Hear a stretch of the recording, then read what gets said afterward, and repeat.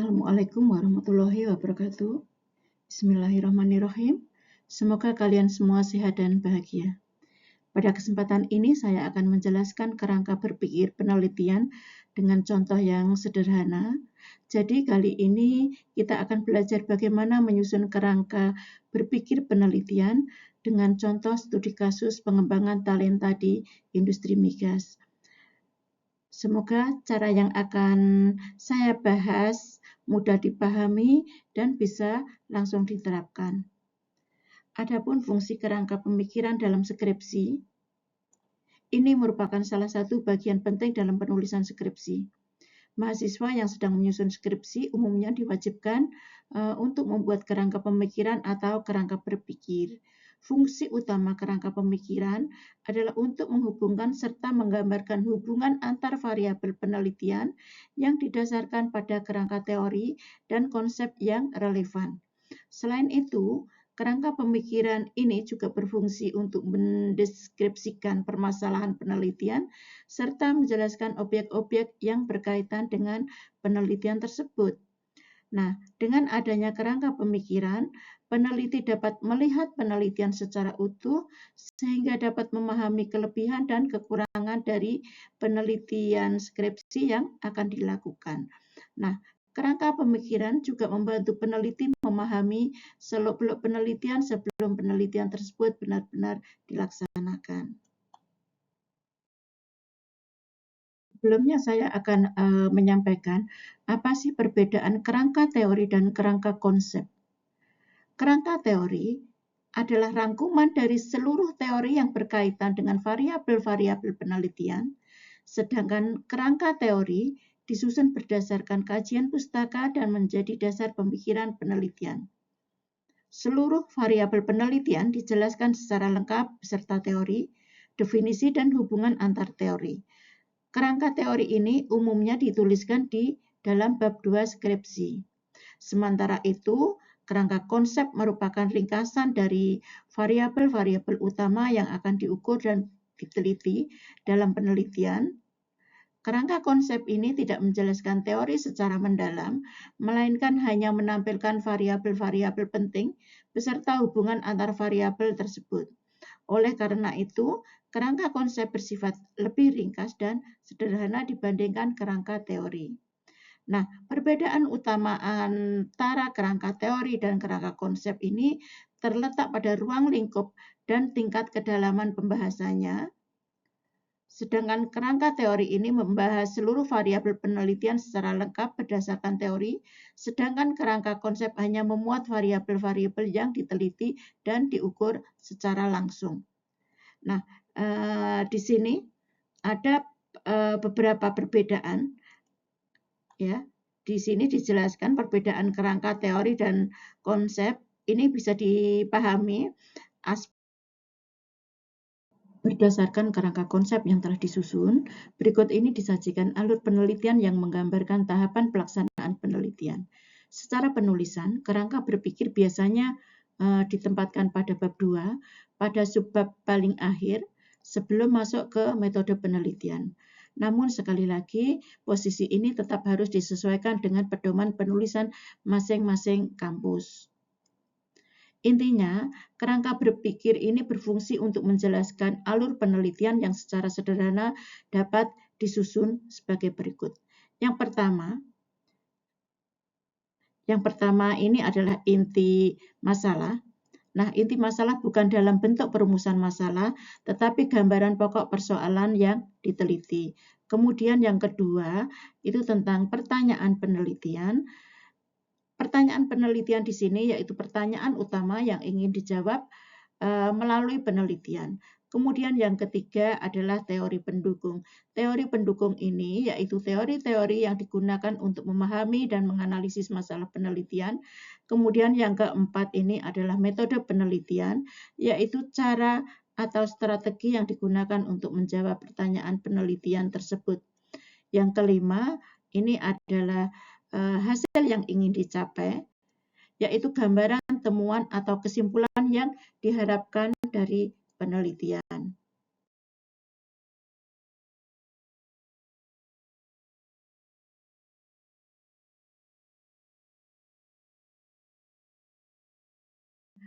seperti diagram atau alur penelitian ini, kerangka berpikir ini disusun mengikuti arahan kampus, ya sekali lagi mengikuti arahan kampus dan dosen pembimbing, serta bertujuan untuk menjelaskan alur logis penelitian, mulai dari masalah hingga yang ingin dicapai.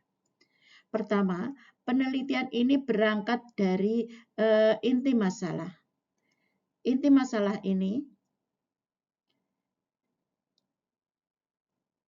dari inti masalah yaitu industri migas menghadapi tantangan dalam menjaga keberlanjutan talenta, terutama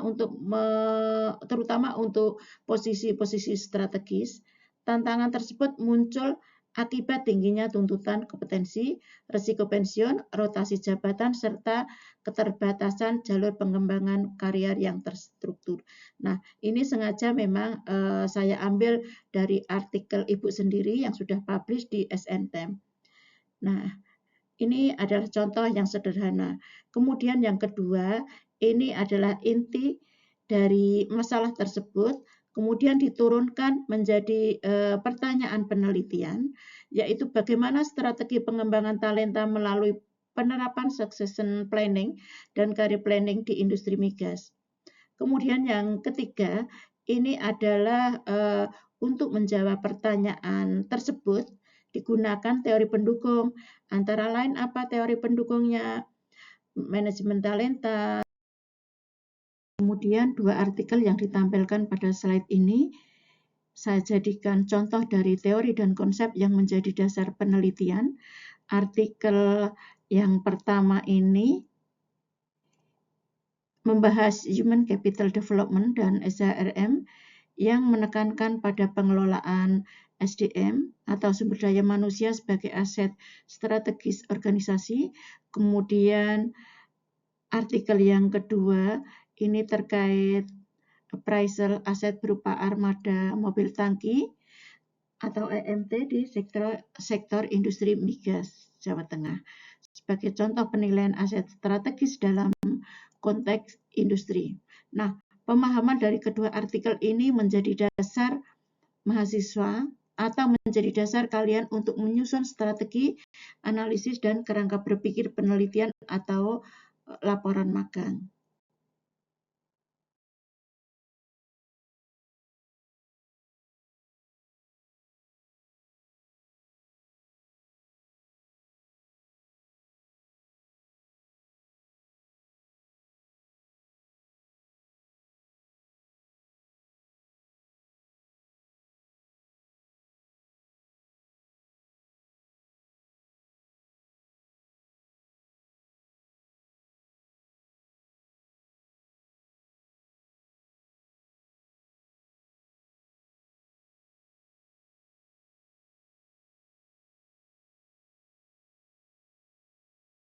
Nah, kemudian dengan memahami kesimpulan yang telah dijelaskan di slide ini, maka tugas berikutnya, bagaimana kalian menerapkan pemahaman tersebut,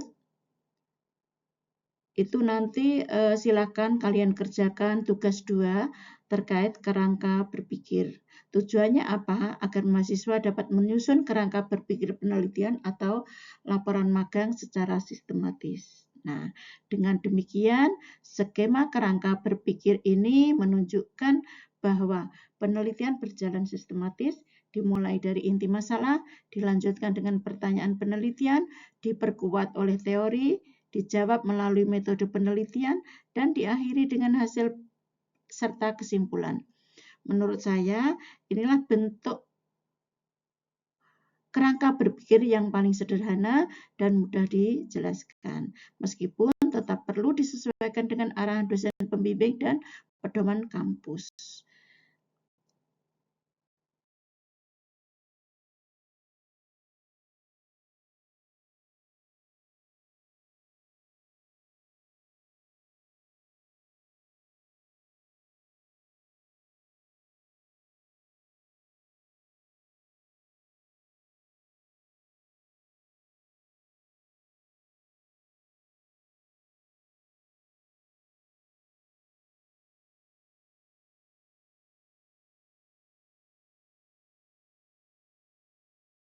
Terima kasih atas perhatian kalian. Semoga penjelasan tentang kerangka berpikir penelitian ini bermanfaat dan bisa langsung diterapkan dalam penelitian kalian. Akhir kata, alhamdulillah. Wassalamualaikum warahmatullahi wabarakatuh.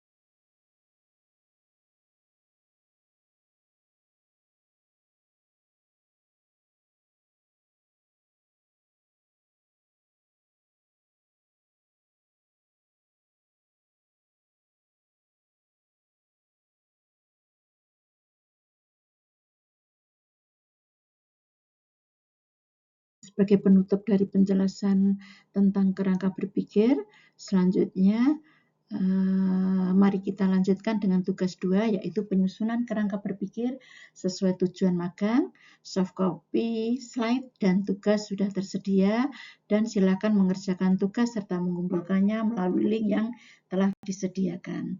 Tugas ini akan membantu mahasiswa mengintegrasikan teori, metode, dan tujuan kegiatan magang secara sistematis.